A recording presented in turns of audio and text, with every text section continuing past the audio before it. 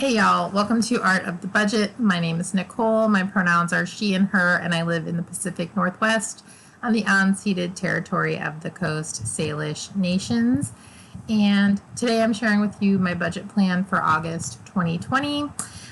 So like many of you, we're all in the midst of a pandemic. So a couple of things that I'm taking into account this month is I am trying to do a little bit of storm mode, but like storm pandemic mode. So what I've been doing since the pandemic began is half of the money that I would normally put into my Roth IRA, I'm actually holding aside as savings just in case I should need it for my job. I have maintained my full-time job so far, and hopefully that will continue, but we're kind of heading into more of the danger zone as far as furloughs and that kind of stuff is concerned. And so I just wanted to have that extra cash available should I need it. And then the plan is that if I don't need it, to eventually put that into my 2020 Roth IRA.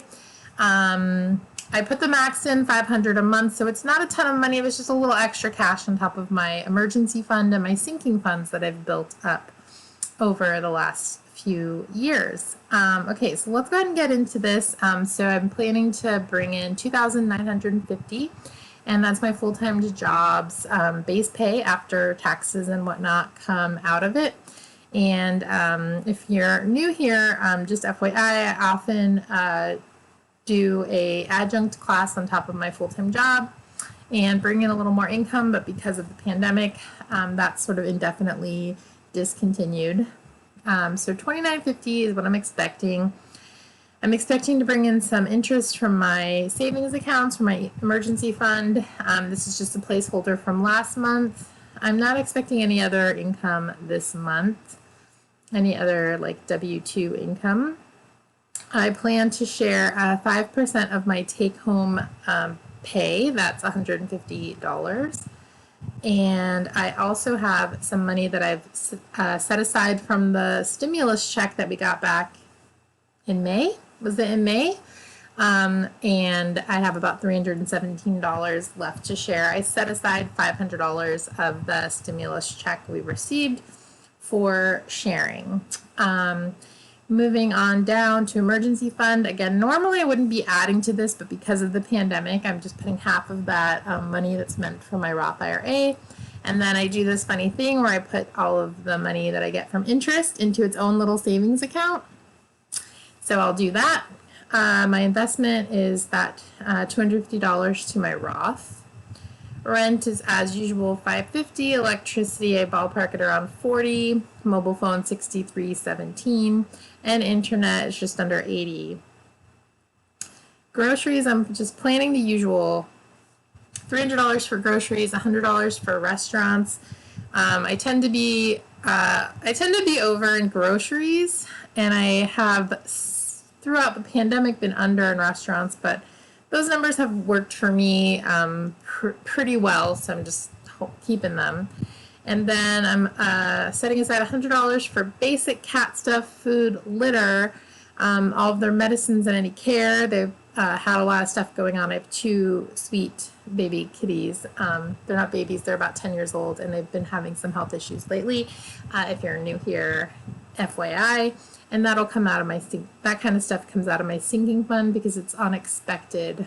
There's not sort of a rhyme to the reason at this point in their treatment. Gas, I am just upping this. I've been doing 60 and that has been working fine throughout, but I'm kind of hoping to, based on sort of safety and whatnot, it is summer in the Pacific Northwest. I'm hoping to spend some time in nature and maybe just get a little further away from my town, of course, without exposing anyone or anything like that. I am in a county that's had pretty low numbers, but of course that's changing all the time. So in any case, I'm just setting aside a little extra money for gas in the event that it's safe to do a little bit of, again, very low impact, low contact travel. I always set aside $10 for my car registration $6.55 in entertainment. That's really for Hulu. $100 for fun. I honestly didn't even have a fun category until January of 2020. It's not that I never spent any money on fun. I just didn't budget for it, and I didn't spend a lot of money on fun. I think I can say that. In January 2020, I decided to give myself a fun budget, and I've continued that through the pandemic because I just feel like sometimes you gotta like blow off a little steam.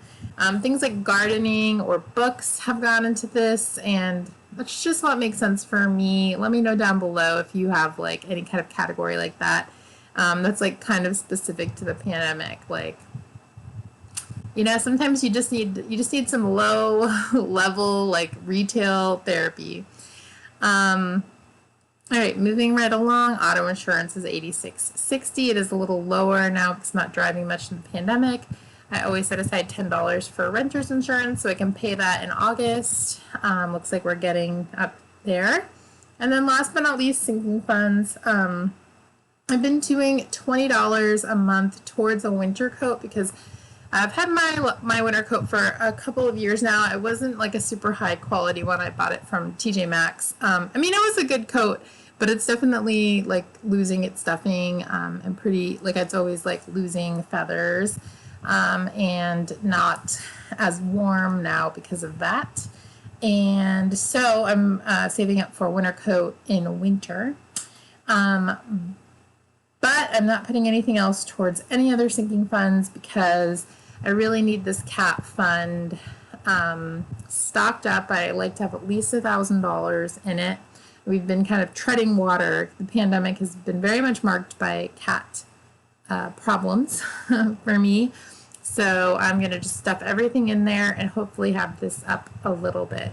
My cats do require like ongoing care, so we'll see what happens. I feel like this has become a channel about taking care of your cats. But anyway, that's what my budget looks like for August. I hope that I'm able to stick to it and nothing too unexpected comes up. Let me know how you're doing in July, and I will see you in the next video.